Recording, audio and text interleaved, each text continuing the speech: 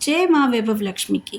शुक्रवार को हम वैभव लक्ष्मी व्रत करते हैं। इस व्रत को करने से या स्त्री या पुरुष कोई भी हो, उसकी मनवांछित इच्छा पूरी होती है, धन और सुख समृद्धि की प्राप्ति होती है। घर परिवार में लक्ष्मी का वास बनाए रखने के लिए भी यह व्रत बहुत उपयोगी होती है। इस दिन स्त्री पुरुष लक्ष्मी की पूजा करते हुए सफ़ेद फूल, चंदन आदि से पूजा करते हैं। खीर से भगवान को भोग लगाकर प्रसाद ग्रहण करते हैं। इस व्रत के दिन उपासक को एक समय ही भोजन करना चाहिए और अगर कोई व्यक्ति माता वैभव लक्ष्मी का व्रत करने के साथ ही लक्ष्मी श्री यंत्र को स्थापित करके उसकी नियमित रूप से पूजा करता है तो उसके व्यापार में वृद्धि होती है और धन में बढ़ोतरी होती है। तो आइए व्रत की कथा सुन लेते हैं। किसी शहर में अनेक लोग रहते थे। सभी अपने अपने कामों में लगे रहते थे। किसी को किसी की परवाह नहीं थी। भजन, कीर्तन, भक्ति भाव, दया, माया, परोपकार जैसे संस्कार कम हो गए थे। शहर में बुराइयां बढ़ गई थी। शराब, जुआ, रेस, व्यभिचार, चोरी, डकैती वगैरह बहुत से गुनाह शहर में होते थे।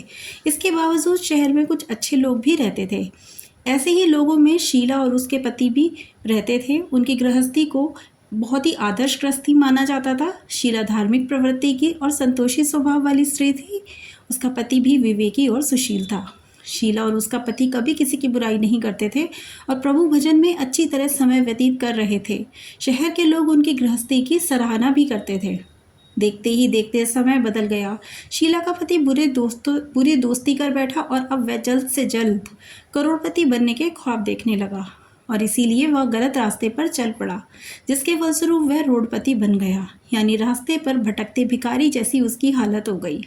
शराब, जुआ, रेस, चरस, गांजा वगैरह सभी बुरी आदतों में शीला का पति भी फंस गया। दोस्तों के साथ उसे भी शराब की आदत हो गई। इस प्रकार उसने अपना सब कुछ रेस जुए में गंवा दिया। शीला को पति के बर्ताव से बहुत दुख हुआ, किंतु भगवान पर भरोसा करके वह सब कुछ सहने लगी। अपना अधिकांश समय वह भक्ति में ही बिताने लगी। अचानक एक दिन दोपहर को उसके द्वार पर किसी ने दस्तक दी।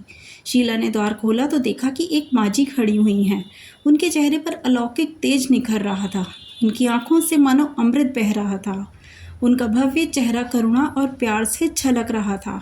उसको देखते ही शीला के मन में अपार शांति छा गई। शीला के रोम रोम में आनंद सा छा गया। शीला उस माजी को अंदर साथ ले आई और घर में बिठाने के लिए अब कुछ भी नहीं था, अतः उसने सकुचाकर एक फटी हुई चादर पर उनको बैठाया। माजी बोली, क्यों शीला, मुझे पहचाना नहीं? हर शुक्रवार को हम लक्ष्मी जी के मंदिर में भजन कीर्तन के समय मिलते थे।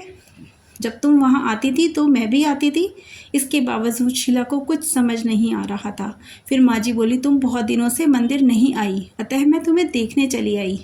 माजी के अति प्रेम भरे शब्दों से शीला का हृदय पिघल गया। उसकी आंखों में आंसू आ गए और वह बिलक बिलक कर रोने लगी। माजी ने कहा, धैर्य रखो बेटी, सुख और दुख तो धूप और छांव जैसे होते हैं। मुझे अपनी सारी परेशानी बता।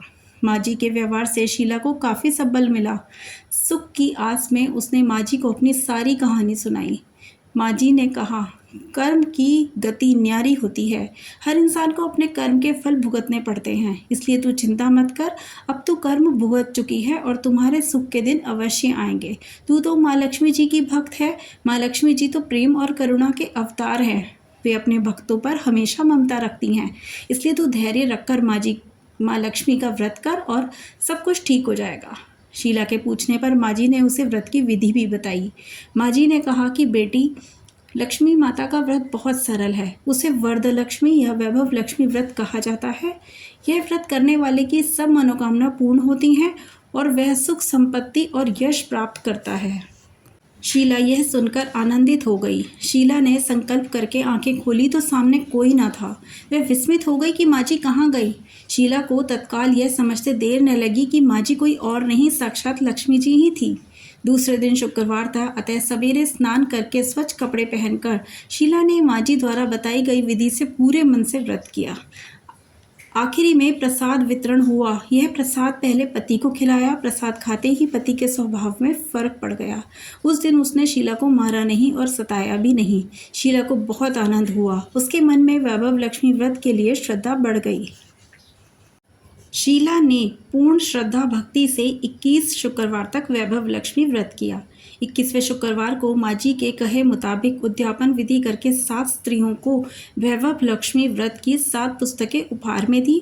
फिर माँ जी के धन लक्ष्मी स्वरूप की छवि को वंदन करके भाव ही भाव, मन ही मन प्रार्थना किया कि हे माँ धन लक्ष्मी, मैंने आपका वैभव लक्ष्मी व्रत करने की मन्नत मानी थी, वह आज पूर्ण किया है।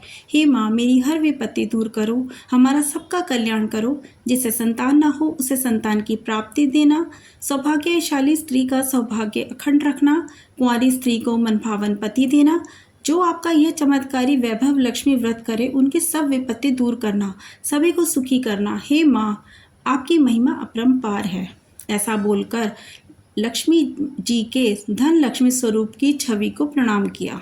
व्रत के प्रभाव से शीला का पति अच्छा आदमी बन गया और कड़ी मेहनत करके व्यवसाय करने लगा। उसने तुरंत शीला के गिरवी रखे हुए गहने छुड़ा लिए। घर में धन की बाढ़ सी आ गई। घर में पहले जैसी सुख शांति छा गई। वैभव लक्ष्मी व्रत का प्रभाव देखकर मोहल्ले की दूसरी स्त्रियां भी व्रत विधि करने लगी। वैभव लक्ष्मी व्रत की उद्यापन विधि किस प्रकार होती है? आइए मैं आपको ये भी बताती हूँ। शुक्रवार को पूजन करते हैं, वैसे ही पूजन करना चाहिए। शुक्रवार के अपने पूजन के बाद माँ के सामने एक श्रीफल पूर्ण श्रद्धा से कम 7 कुमारी कन्या के साथ रखना चाहिए। सौभाग्यशाली शुक्रवार को इसका शास्त्रीय विधि के अनुसार वैभव लक्ष्मी व्रत की आखिरी पुस्तक शुक्रवार को प्रसाद के लिए खीर बनानी चाहिए और सबको खीर का प्रसाद देना चाहिए। इसके बाद माँ वैभव लक्ष्मी जी को श्रद्धा सहित प्रणाम करना चाहिए। जय माँ धन लक्ष्मी की। आप सभी की इच्छा माँ लक्ष्मी पूर्ण करे। जय माता दी।